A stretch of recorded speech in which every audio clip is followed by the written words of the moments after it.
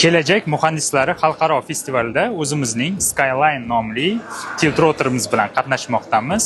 Ya'ni bu ham vertolyot, ham samolyot xususiyatlarini o'zida birlashtirgan va vazifalarni bajara oladigan Vitol tipidagi tiltrotor samolyoti hisoblanadi.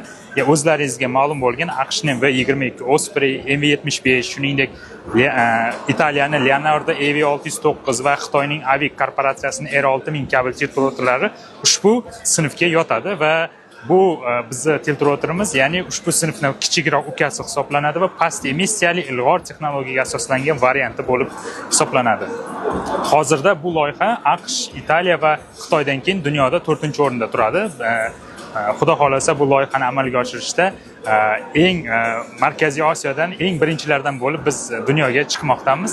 Maksimal ko'tarish quvvati 13 tonnani tashkil etadi. O'zi bilan Axial Flex motorlarini o'ziga jamlangan, ya'ni har biri alohida mustaqil ishlaydi. Jami quvvati 3,5 megavatli 4200 ot kuchiga ega bo'lgan elektromotorlar bilan jamlangan va 1,2 megavatli turbo generator bilan ta'minlangan.